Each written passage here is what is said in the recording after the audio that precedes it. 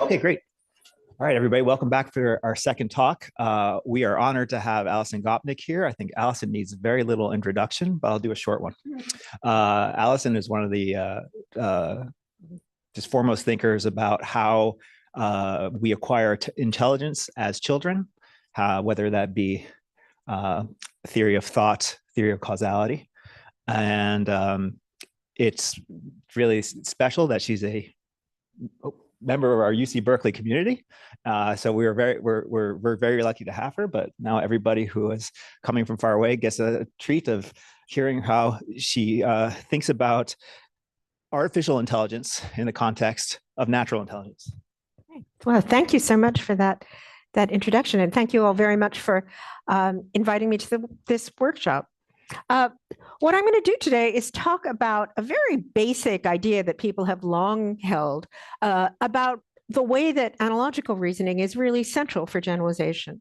So if you think about what it is that enables us to go from one set of ideas or one set of data and apply it in a new context, that is, in a way, what analogical reasoning is. But analogical reasoning has also been sort of mysterious. So how is it that we choose the right kind of analogies? And when do we have this ability to actually take one thing and understand it in terms of something else that looks very different? And my general project, as Ben mentioned, is to try to think about how we could have artificial intelligences, how we could have artificial systems that could do the same sort of things that young children are doing. Why children in particular? This is a quote that I like to start my talks with from that goes back to Alan Turing and his very first, sorry, better put on the timer as well. I'd forgotten to put on the timer. There we go. This goes back to Alan Turing's famous first talk where he talked about the Turing test. But interestingly, after talking a lot about the Turing test, about halfway through, he said, instead of trying to produce the program to simulate the adult mind, the kind of classic Turing test, maybe what we should do is produce one which simulates the child's. And the reason why Turing says this is because, of course, whereas you might try to simulate the intelligence that's already there in an adult, we know that children have actually learned that kind of cognition, have learned how to do things based on their experience. And of course, the experience of AI recently has been that learning really seems to be the key to developing the kinds of systems that we know about now. So if we could understand something about children who are the best learners that we know of in the universe, who actually develop these cognitive capacities based on their experience, that might be an even better way of trying to understand artificial systems than taking grown-ups who already have all of this structure and trying to program it into an artificial system. So that's the sort of that's been the general assumption behind our lab for a long time now. Now, think about this particular case of analogical reasoning. As I mentioned, if you look at science, for example, a lot of the great examples of conceptual change or conceptual insight involve some kind of analogical reasoning. So here's a famous example. Whether it's completely true or not, I'm not sure. But the idea is that the scientist who was looking at benzene fell asleep and had a dream about a snake that was eating its own tail. And then having this picture of the snake that was eating its own tail was the insight that led him to say, oh, maybe that's the same kind of structure that we see in benzene. And of course, it is a true story. He actually told us, so. Oh, good. Okay. Well, that doesn't necessarily mean that it's true, but it does. So it certainly means it's a good, accurate story. Exactly. That's it. It's vitamin C, but I believe the story is when he woke up and he told that story. Yeah, that's right. But there are lots of stories that are like this. So if you think about something like electricity, the idea that electricity is working the same way that water is, or that light waves are like water waves. Those are very central ideas that have led to scientific progress. So the idea is that taking one thing and saying, look, this thing is like this other thing that I understand seems to be a really important central source of generalization, even when superficially the two phenomena might seem extremely disparate, not like each other. And maybe that's worth saying in the context of something like machine learning, where the important thing about analogy is that you're ignoring a lot of the superficial similarities and differences, the sort of texture, for example, that might be relevant if you were just trying to do kind of neural net generalization. You ignore those things and pay attention to these big structural features. And it's an important question about how is it that you manage to do that? How is it that you manage to avoid all the superficial similarities and just pay attention to the similarities that are actually the important structural and relational similarities? Now, it turns out that people have pointed this out, especially in the context of AI. And there's a whole lot of examples of this kind of analogical reasoning that are typically seen to be signs of intelligence and that have turned out to be really difficult for artificial systems. So things like Raven's matrices or this concept arc benchmark. Which I think you can even get a lot of money if you figure out an AI system that can solve this kind of problem. And essentially, the way that these problems work is they say X is to Y as. They give you a lot of examples of, here's an example of a relation between X and Y, and then you have to generalize it to a new case.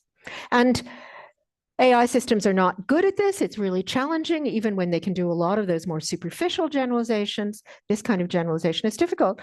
But you might say, well, look, but this kind of generalization is difficult for everybody, right? It's hard for people to do Bongard problems. Raven's matrices are used in IQ tests because it's really hard to actually solve them. So you might think, okay, this might be something that's kind of a cool, fancy thing, but it's not central to the kind of intelligence that we have every day, the kind of intelligence that lets us get around in the world and do the things that are important for human beings. And in fact, if you looked at the literature, the developmental literature, for a very long time, people thought that young children couldn't solve these kinds of problems. And these are kind of classic examples. This is Dedra Gentner's work, did a lot of work on this, where what you do is, for example, show the children these comparisons. So you say, okay, here's an example, and here's an example. And now tell me which one of these pictures goes best with tell me which one of these pictures goes best with these other two pictures, right? So if you're just looking at the objects, then you'd say, okay, this is the picture that goes best because this picture actually has the same objects in it that this picture does. But if you've pulled out the abstract structural similarity, you'd say, well, this is the right picture because even though the objects in it are completely different and the superficial properties are different, it has this same abstract character. The black one is on the top and the white one is on the bottom. Okay. And it turns out that if you do that with kids, if you say which one goes with which, they tend to choose this object match rather than the relational match. And that's true until relatively, 5 or 6 year olds are still getting this wrong. And that might suggest that we start out by looking at these kind of superficial features like the object features, and then it takes a lot of development before we can solve these more abstract relational problems. And you get this not just in this example, but a lot of other examples like figuring out how a rotation works or a reflection or number. And I'll talk about some of these examples later on because we're going to talk about them. So it might have seemed like the wisdom was, okay, abstraction is really important for generalization, but it's hard and we only do it when we're very sophisticated grown-ups doing science. But in fact, a lot of work that has happened since then recently suggests that this is not actually true, and that part of the reason why children are failing at these experiments is because they're treated as if they're a kind of abstract, word puzzle, which thing goes with which. If you actually give children these kinds of puzzles in the context of a real causal change, it turns out that children are much better at doing it. And I like to give this example partly just because I love Alice in Wonderland, but you should think that every child who's actually read and understood Alice in Wonderland, for example, in Alice in Wonderland, what happens is she drinks the potion or she eats the bit of the mushroom, and the result of that is that either she becomes very small or she becomes very large. And children can figure out, okay, well, if she eats the thing that's going to make her very large, then her head is going to hit the top of the room and her arm is going to have to go out of the window, even though obviously they've never seen anyone whose head was hitting the top of the room or whose arm was going out of the window. So if they were doing the object match, as it were, they wouldn't be able to make the kind of inferences that make sense out of something like Alice in Wonderland. But could we show this not just in literature, but in science? And I should say all the work I'm going to talk about today comes from two brilliant students, Marielle Gadou, who's now actually doing a PhD in philosophy at Stanford, and Eunice Yu, who's actually here, who's just finishing up her dissertation here. So what Marielle did was to invent a context in which it actually makes sense to think about these kinds of analogical changes, because it's a context where those changes are the result of causal sequences. This is relevant to what Conrad was saying before. So here's a wizard. This is the magical wizard Gwen. And we want to find out about some things that Gwen can do when she waves her magic wand. We're figuring out the causal structure of Gwen's wand. And here's something that she does. She waves her wand and look, the apple changes. And it's important that we never say the apple gets big. We just say, look, here she is. She waves her wand and here's what happens. And she does it again. And now she has a dog. She does it. That's what happens to the dog. And now the question is, what's going to, and then we put it up top so that you can remember what happened before. And now here's the question. She's going to wave her wand, and I want you to tell me what you think is most likely to happen next. Here's one thing that could happen. There's a big flat apple. Here's another thing that could happen. The dice could change from a small dice to a large dice. And if you've just paid attention to the superficial features, you should say, well, she did a bunch of things with apples that changed apples, so that's the most likely thing to happen. If you were just doing a kind of simple association, that's what you would say. But if you'd picked out the abstract analogical relational structure, then you'd say that the dice was actually the relevant piece. And in fact, what we found in this paper, and then she did this with a whole lot of transformations. I'll talk about that a little bit later on, not just size, but number, reflection, rotation. And what she found was that even 3-year-olds were quite good at making the right kind of prediction in these circumstances. And then we wanted to see if even younger children would do this, and not only whether even younger children would do it, but whether children would actually use this information to solve a novel problem. So that was just kind of tell me which is the right answer, but could you actually put this information to use to do something useful, the sort of thing that you might want an artificial system to do? And I won't go into all the details of the method here. This is a paper that just came out in the journal Cognition. What we did in this experiment, what we, namely Marielle and Eunice did, was to present the children with these change machines. And there's 2 machines. First of all, you see Mr. Monkey, and Mr. Monkey likes hats that fit. He doesn't like them if they're too small or if they're too big. He wants ones that fit just right. And here are my 2 change machines. And the 2 change machines can either make things smaller or they can make things bigger. And you see a couple of demonstrations of the machines making things smaller or bigger. Sorry, again, I'm giving you the language, but in fact, we just say, look at what my machines can do. And you see that the machine takes something little and what comes out is big, or vice versa. Now you see the monkey is there and we want him to have exactly the right size hat. And the question is, which machine should you use to get monkey to have the right size hat? And importantly, the actual size of the hats is very different from the size of any of the things that you've seen in the demonstration. And in fact, if you just tried to match what happened in the demonstration, you would make the wrong decision because you would choose something that was too small. But when we do this with kids, even 3-year-olds are doing extremely well. So they're way well above chance. And interestingly, they do just as well if you're asking them about the hat that's too big or the hat that's too small. So they're doing this generalization. And again, I won't go into the details, but we did a slightly different version of this, a slightly simplified version, but the same idea with 24-month-olds. And we got the same effect, 100 pre-registered test, 100 24-month-olds. This time it's about trying to get the right size little device to go into a music box and make the music box go. And it could be too big, it could be too small. You see the 2 different machines. One of them makes things bigger, one of them makes things smaller. Again, no language, just demonstration. And now you have to choose which machine to put the thing in to make it smaller or to make it bigger.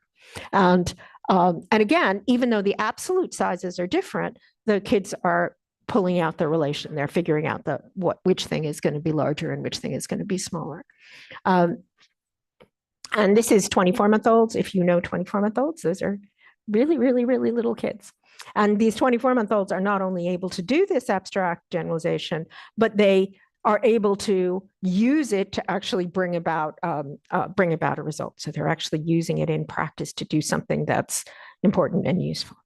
And that suggests that this capacity for, picking out the benzene ring, which might seem like it's a very abstract scientific capacity, is actually something that's quite foundational to human intelligence. It's something that we're seeing even in very, very young children. And that makes it plausible that it's contributing to these incredible capacities for learning that we know that children have. Okay, so a next question you might have is, could some of the artificial systems that we know about now solve these kinds of problems? And and again, this is completely the work of Eunice, who's here, Eunice here. And what we've done is to design this benchmark called KIVA, Kid-Inspired Visual Analogies for Large Multimodal Models, to try to see if we could actually test large models, in particular large models that include both text and visual information, and see whether they're capable of making these kinds of generalizations. And also to see whether the kids and adults are capable of making these kinds of generalizations. And as I mentioned, and here's all the people who have been involved in this project, which is one of those nice Bear-funded projects. So as I mentioned, we know that these systems are not very good at doing something like solving concept arc, but people are not very good at solving concept arc either. Could we find a much simpler kind of visual analogy or visual transformation of the sort that I just showed you that even 24-month-olds are doing, and then find a systematic way of testing this on these models? So we took the examples, literally, we took the examples from that Gadou paper that I mentioned before. I showed you the size change transformation with the apple and the dice, but here are the other transformations, changing the color of something, changing its number, rotating it, and then letting it reflect. And in each case, the question is, if you see just this visual transformation, can you predict now what that transformation will look like if you perform it on a different object that has very different superficial properties? So we kind of knew that kids could do this, but we wanted to test it more systematically as well. So we have this benchmark that involves transforming, everyday common child-friendly 3D objects. These are objects from the Toys 4K data set. So we have 3,000 plus transformation stimuli. So you take one of these objects and then move it around, either end up with more, make it the size larger, make it rotate, make it reflect. And then the problem becomes just like the problem that the kids are solving. So here's a fan in a particular orientation. Here's a croissant. Now I'm going to change the orientation of the fan. What would be the right solution for the orientation of the croissant? So what image of the croissant is going to capture the same transformation that we saw with the fan, even though, again, the fan and the croissant are superficially very different from one another? And the answer should be this. So the answer should be that is what would happen if you transformed the visual object. And let me just say something, maybe we could talk about this more in the discussion.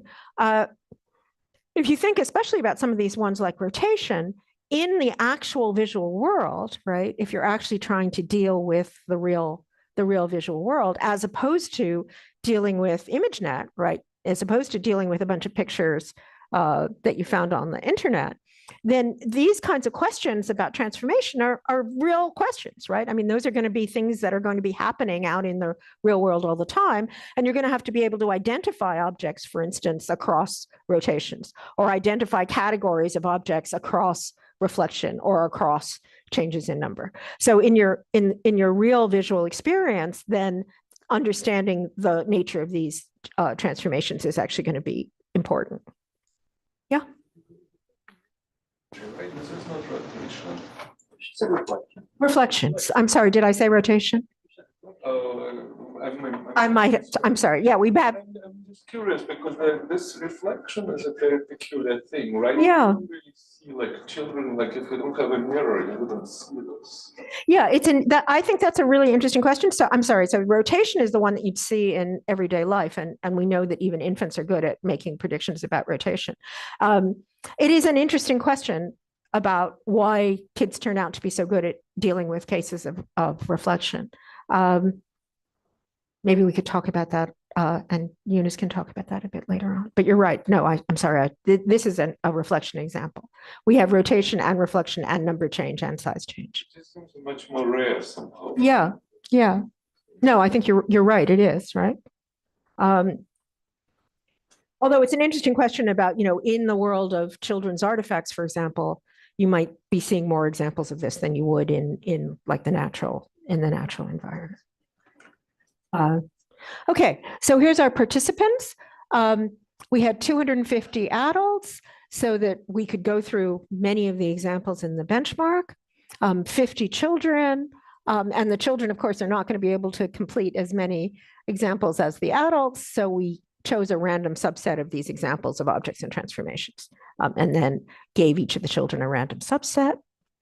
And then we took the kind of state-of-the-art, or at least state-of-the-art as of 2 months ago, models, GPT-4, multi-modal models, GPT-4, Lava and Mantis. And all of these are models that are trained by combining text and pictures. So essentially what they're doing is being able to say, give you a caption for a picture based on text in good old classic LLM fashion by seeing lots and lots of examples of pictures and text descriptions of those pictures. And again, because they are much more patient than the children, we could actually do this with the models for all of the examples in our benchmark. And here's the way it worked. Here's some of the different transformations. As you mentioned, we did reflection is that first example, but we also did rotation, size, number, and color changes. And the question is, can you sort of solve the matrix? Can you figure out what goes in that other position? And what we wanted to do was to figure out, okay, is this, if models are having a hard time doing this, is it because they're just not really understanding the visual images, or is it because they're not good at doing the generalization? And of course, because they're LLMs, we had to encourage them and be polite and tell them that they were really good at doing this in the first place to get them to do it. So what we did, this is the system message. We're going to tell you about a transformation, and we want you to tell us what the transformation is, and then we are going to want you to generalize it. So the first part is just this verbal classification that says, all right, what was that change about? Was it a change in color, a change in number, size, didn't apply, or there wasn't any change in the stimulus? And then the next phase is what actually happened? Did objects become bigger? Did objects become smaller? Was there no change, or doesn't it apply? So this means that the systems are getting it right about what the actual features are and about what actually happened. And then we have the crucial test, which is this visual extrapolation, which is, okay, which one of these three things is most like the thing that you just saw now that there's new objects.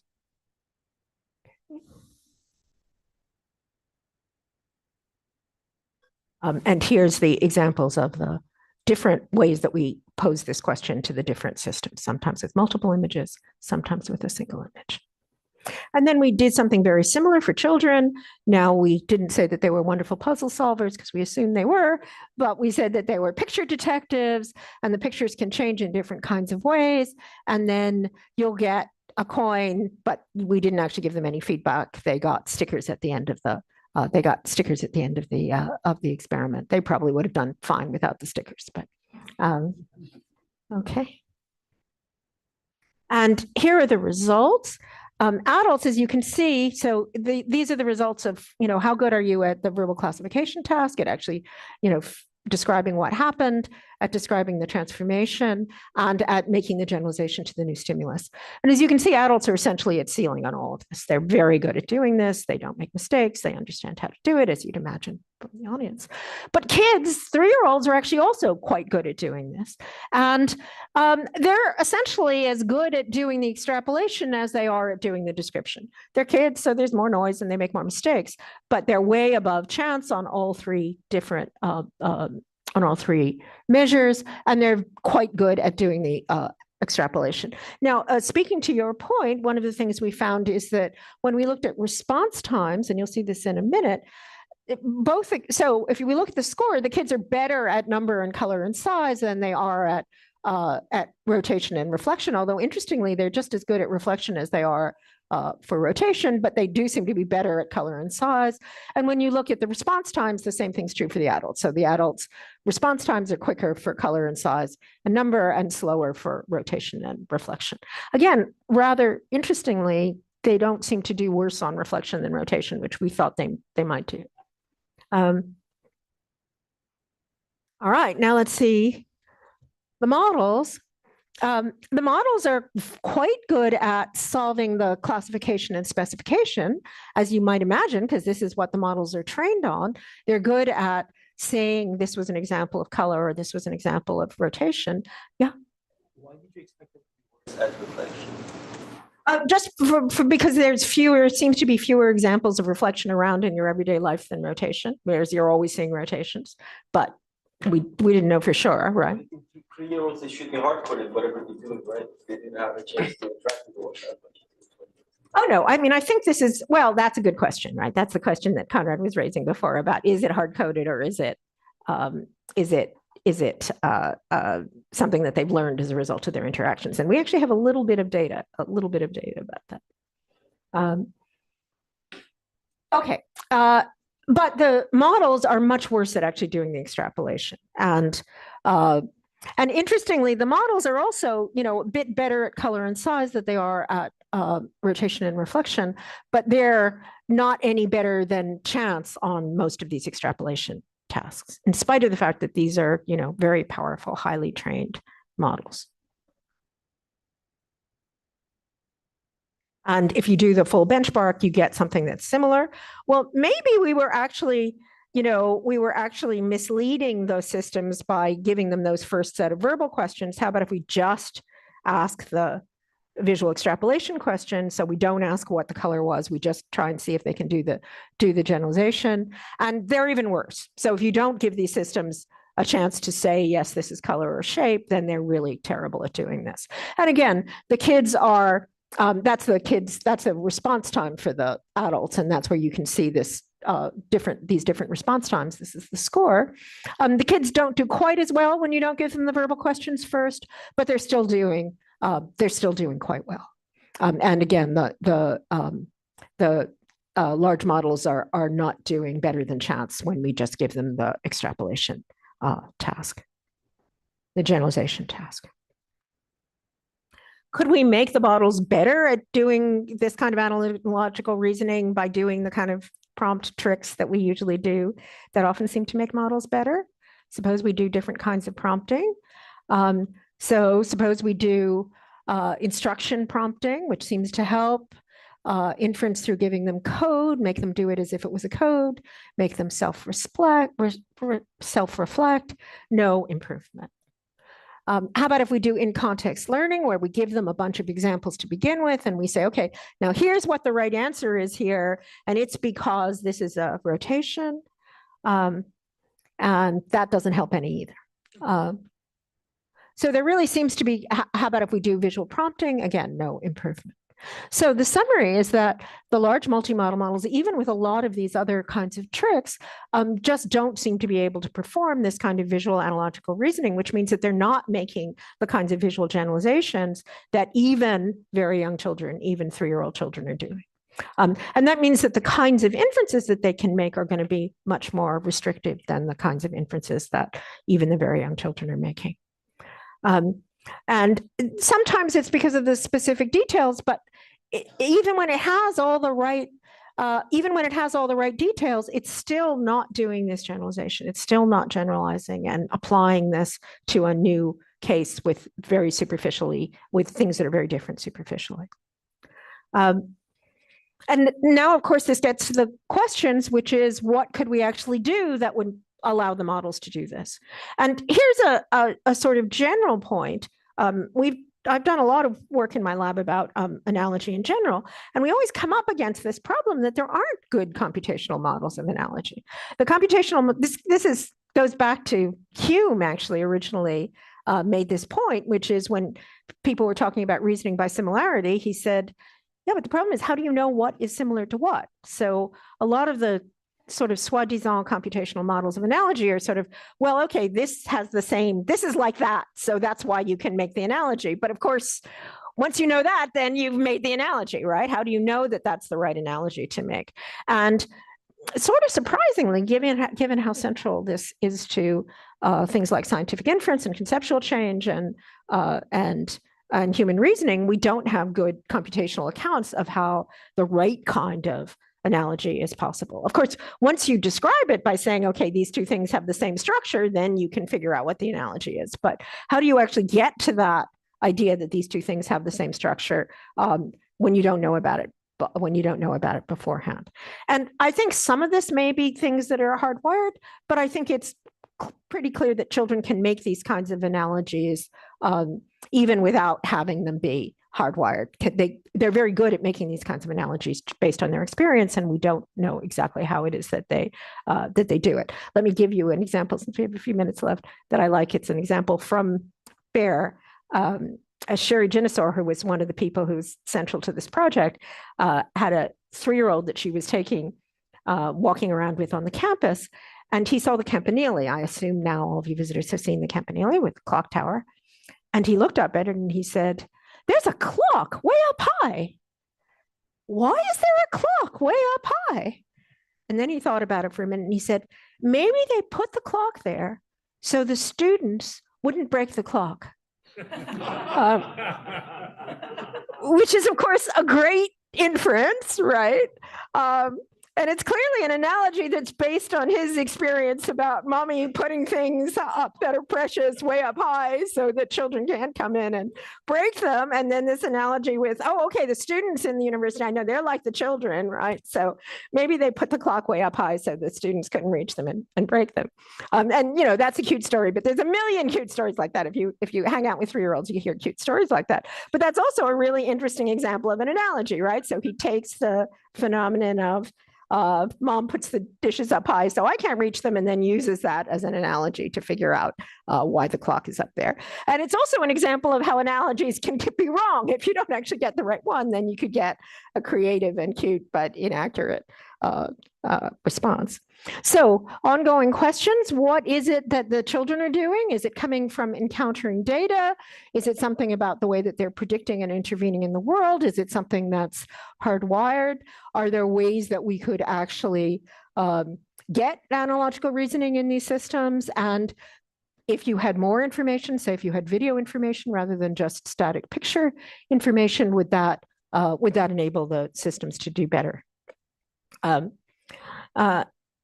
Let me end by showing all of our many collaborators and our funders and supporters. But I think the sort of meta point about this is that things that we just take for granted about what young children are doing often turn out to be much more challenging and interesting than we might have thought. And analogical generalization is a really nice example of this. So we know that this is one of the things that's propelling the amazing learning that young children are doing. It's something that artificial systems seem to be bad at. If we could understand how children could be doing it, then that would allow us to design artificial systems that were much better at doing the kind of generalization that we actually want. So I think we have some time for questions in there. Thanks so much, Alison. Oh my God, so many people. And Eunice can answer any questions about the actual experiments. This is great. Thank you very much for tickling our brains. I have 2 questions. Why, or do you do any research on why children even make these analogies, like you mentioned in the clock tower examples or throughout your talk, and is the predisposition for that wanting to know, and what drives that wanting to know? Because I feel like, I mean, I don't know if these models want to know. Yeah. Right. And so searching for something that is similar is an activity that in and of itself is interesting. And I was wondering if people have studied that. Yeah, no, that's a very good point. And one of the things that's interesting about this is there is a literature, and I could have given another talk about this, about exploration and experimentation. And I would argue that that's one of the big differences between children and typical AI models, is that children are experimenting and exploring all the time, and AI models only do that in a much more limited way, and things like LLMs don't really do it at all. But when we think about exploration, we typically think of it as grabbing data from the world, right? You go out and you take the, look at the toy and try all sorts of things you can do with it. And we do know that kids do that. But there's also a kind of internal exploration, which is what's the space of potential hypotheses that you could consider when you're trying to solve a problem. And that's more like this kind of analogy case. And we do have some interesting results where if you give kids, for example, a problem that it could be solved a number of different ways, but some of the ways that some of the hypotheses are low probability to begin with, and you compare that to adults, the kids are much more likely to get to the low probability solutions. So the kids seem to be searching through the hypothesis space. They're driven to explore the hypothesis space the same way they're driven to explore the physical universe, whereas the adults in some ways are more like LLMs, are sort of saying, okay, look, what's the highest probability hypothesis given everything that I've heard everyone around me talking about for 40 years? I'm just going to assume that that's the right one. I'm not going to search in that low dimensional space. So I think that's exactly the right question. And we don't know as much about what the mechanisms are that allow that kind of internal search as we do about some of the mechanisms. We don't know very much about those either that allow the external exploration. This is maybe a comment on lava and thinking about these multimodal models from a developmental perspective. So there's some things you can do with prompting, but I think like with the children is like, well, what environments did they learn from, and like what could you expect? And so Lava was made by taking a clip model, which was trained on single images and text descriptions, which would have no orientation information in it, stapling that onto a language model, and then fine-tuning that on answering single questions about the images. And so it's not surprising to me it would be terrible with orientation-based things, because like that's the kind of thing that never came up. And having like be very exciting of like a video trained model fine-tuned on this, where like, yeah, like you were saying, all those perspectives would be able to get at it, and sort of like, is this failure just coming from like a lack of exposure to you know, any context for learning that would have been valuable, versus like a sort of failure of the learning process to develop analogic reasoning? Yeah, well, I mean, I think one of the things that is a bit of a hobby horse of mine is that when we talk about multimodal models, the way that they're often described is, well, these are vision models. And they're not vision models, they're picture models. And pictures are not like vision in so many different dimensions. I mean, not only in the dimension that they're two-dimensional instead of being three-dimensional, you can't move around them, but also, and I think more importantly, because they're things that human beings have selected to convey information, right? We don't just put any random picture onto the net. You know, we pick pictures, even just simple things like we pick pictures that are the right angle. And, you know, we don't put the mistaken iPhone things that are afoot onto our Instagram feed, right? So we've got a very pictures are very, very different kinds of things than vision, than what we actually are getting in data in vision. And I think it's a really interesting question about if we actually had something. People often talk about this question about the kids' data versus the large models data. In some ways, the large models have much more data. Obviously, they've got all the pictures and text on the internet.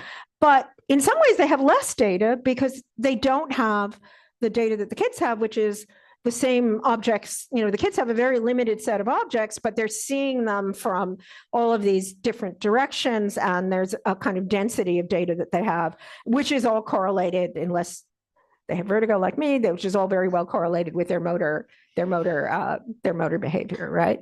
And I think it's a really, really interesting question. And some people like Mike Frank has started to do these lovely experiments.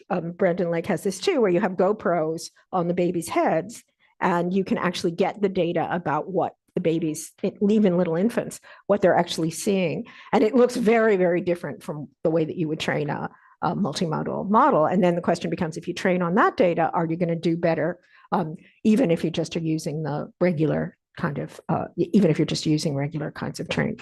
And I think the answer, I mean, people here know much more about this than I do, is it's really, really hard to train on that kind of data, on video data, especially, kind of first person video data. That makes the problem much, much, much harder than it would be if you just had text and pictures. I have a mental cue. I got you guys. Yeah, I was thinking along those lines. Are there experiments with kids that cannot actually do experiments themselves? Like basically learn some sort of causality in some way? Yes, exactly. And that they have more difficulties with learning these kind of causal effects of interventions, like basically like a want is. I was just curious if there are experiments on the subsets of like how much experimentation is relevant versus just seeing a video. Like, is it enough to see video, or should there be like a, also this yeah, that's a and I have, again, we have a whole other talk about that.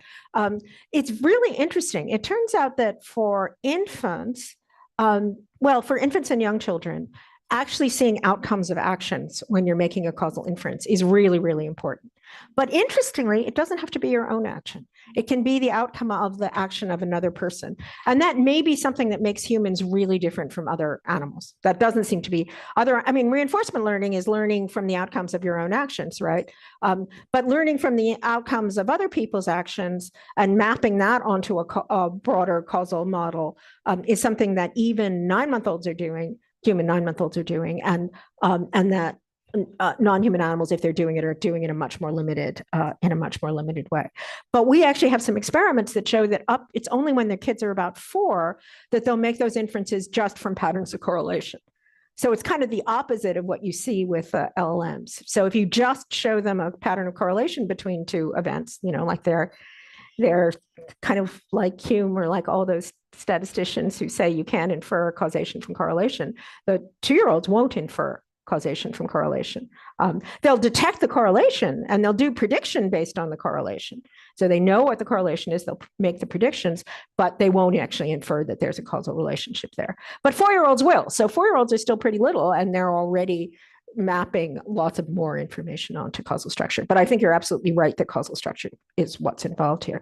I just wanted to mention with the video one, for some of these things like the rotation and reflection, presumably part of it is having the 3D information. But if you're thinking about something like the story about the campanile, or if you're thinking about things like understanding increases in number, it doesn't seem like you get that just from interacting with the world. You'd have to have some more abstract representation and we know babies do have representations of number, but you'd have to have some way of saying, oh yeah, the 2 pigs is the same as the 2 apples, for example. Oh yeah, I was also wondering, like, I guess like with when you're talking about the campanile example, that's like kind of like a very specific type of error. Like, oh, like this is the pattern of like putting something up high or whatever, right? But like, I guess just in like the limited like data that you guys collected with like the multimodal models and then the kids, like, was there any pattern in like the systematic pattern in like the errors that they had? Yeah. Like, I don't know, like all of the rotations were like reflections, they answer reflections or stuff like that. I don't know, I guess maybe there weren't enough answer choices to get a pattern in this, but like for the multimodal models, was there like some systematic? There wasn't really a systematic error pattern, right? Is that right, Eunice, for the models? Yeah. So we did look at error patterns. So in general, models are not choosing wrong options where there was no change at all. So in general, we can say that models can detect changes, but they're not very precise about the changes. And they're also not very faithful in their reasoning. So they might say one thing verbally, but then when they get to the visual extrapolation part, whatever they visually have does not map onto what they verbally say. That also happens. Or they also can just be not systematic, like Alison said, which is we repeatedly query the same thing, but then they'll give you different answers. So yeah, and that's what we see. I think you touched on this in your earlier comment about how children or we learn from watching other people as well as a linear data. And what was interesting to me as I've been thinking about this is how, so I have a 12-year-old, and I remember when she was 7 and she said, how do you know who's a good guy? Like in a movie, And so over time, the reactions and inferences that she collects from other children or her age group, and it changes as she enters to, as well as adults and certain kinds of adults. And how do you classify that to make a decision or inference is just complex as well, because at the same time, humans have so many data points about reactions. So if someone said that comment about the clock, they watch what you think about it, what another kid thinks about it, and says, oh, that's dumb. Something like that. They take all that data and they kind of process it. I'm just wondering, in your view, trying to build generalization just based on information, the way we're feeding into it, is itself sort of a... Well, I think there's, the kids are... It is interesting that if you look at some of these imitation experiments with the 9-month-olds, one thought is, well, maybe it's just caregivers, for example, who you're learning from. But that's not true. You can take a stranger and you sit there and do the work with the stranger, and the kids are still inferring something from their actions. On the other hand, it's striking that in our the reason why the change machines worked, I think, is because, and probably the reason why the wizards one worked, is because here's a person who's actually putting these things in and taking them out, as opposed to here's a test that says, is this thing more like this thing, right? So I think the fact that you're actually watching something in action with another person, but I think it's a very interesting, like a hypothesis you might have, and we have a little evidence for this, is in adolescence, for example, you start counting the peers more heavily than you start counting adults, for example. And that might be a real source of innovation, that you stop looking at, you stop doing this from thinking about the perspective of what adults are doing. And one of the things we're noticing is even adults now, researchers, all the people here, or we work within technology, sometimes the permission they're given to look at things in a very narrow perspective. Right. And so that narrow thinking is then now designing this machine. Anyway, it's because the decision science part is really... Well, as I mentioned, we have a bunch of pretty systematic experiments that show that the kids are searching the hypothesis space more widely than adults, quite characteristically. And I think there's a good evolutionary story. My slogan is that childhood is evolution's way of doing simulated annealing.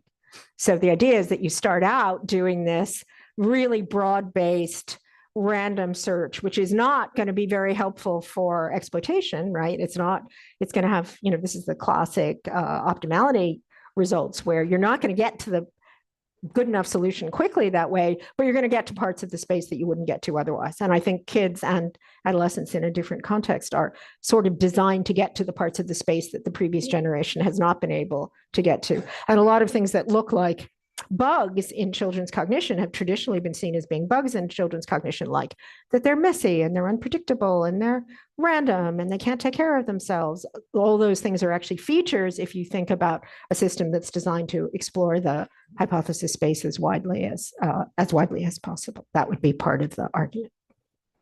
On that wonderful note, as I reflect on the state of my son's room, let's thank Alison for a fantastic talk.